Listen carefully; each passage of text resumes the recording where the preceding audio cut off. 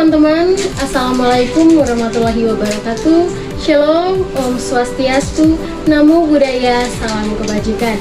Perkenalkan, nama lengkap saya Miseri Kurdiado Kasogen dengan NIM 211070067, Program Studi Pendidikan Pancasila dan Kewarganegaraan, Fakultas Keguruan dan Ilmu Pendidikan, Universitas Nusa Cendana.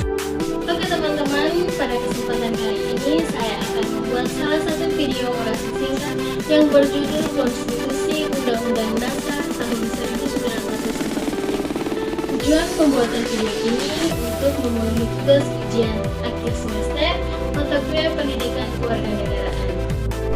Oke teman-teman, berbicara tentang konstitusi, ada banyak sekali istilah konstitusi yang digunakan sejumlah bahasa.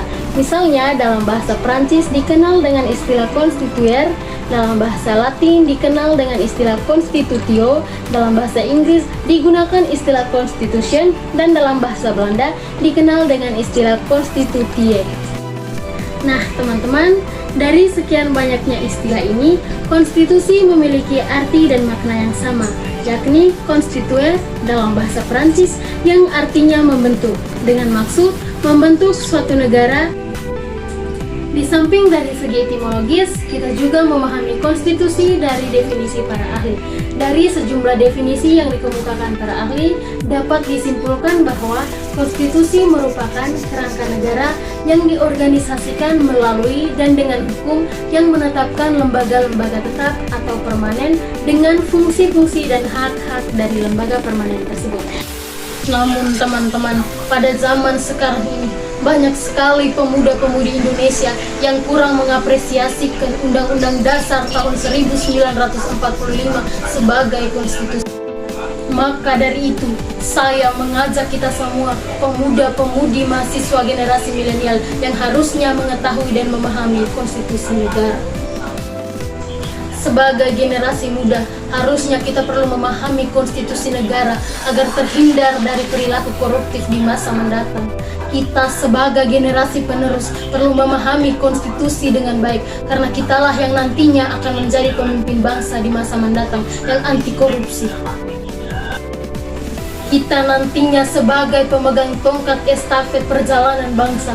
Maka dari itu, sebagai generasi muda, generasi milenial perlu menjadi yang terdepan dalam memahami konstitusi sebagai dasar negara Republik Indonesia. Dengan memahami konstitusi secara benar, berharap dapat menghindarkan kita sebagai generasi muda dari perilaku koruptif dalam menjalani kehidupan berbangsa dan bernegara. Karenanya teman-teman, pemahaman yang kurang terhadap konstitusi menjadi penyebab maraknya praktik korupsi dewasa ini.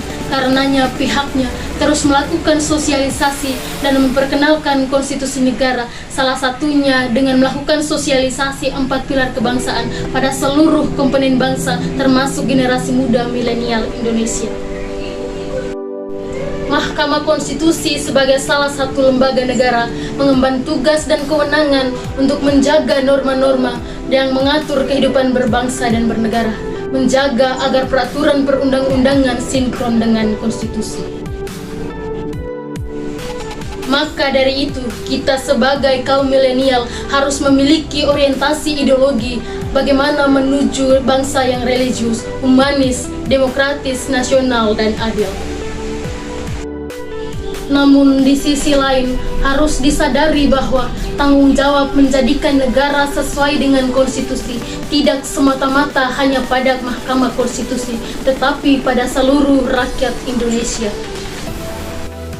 Oleh sebab itu teman-teman, pihaknya memiliki sejumlah program untuk menyosialisasikan konstitusi, termasuk pada kaum milenial. Salah satunya melakukan pelatihan bagi seluruh komponen bangsa melalui Pusat Pendidikan Pancasila dan Konstitusi. Kalau sudah paham konstitusi, maka tidak akan melakukan koruptif. Oleh karena itu, saya mengajak kita semua kaum mahasiswa, generasi milenial penerus bangsa, mari kita bersama-sama memberantas korupsi, menghindari korupsi agar dianggap patuh terhadap konstitusi. Oke teman-teman, sekian pemaparan video orasi singkat dari saya. Akhir kata saya ucapkan terima kasih. Assalamualaikum warahmatullahi wabarakatuh. Om Santi Santi Om, salam Pancasila.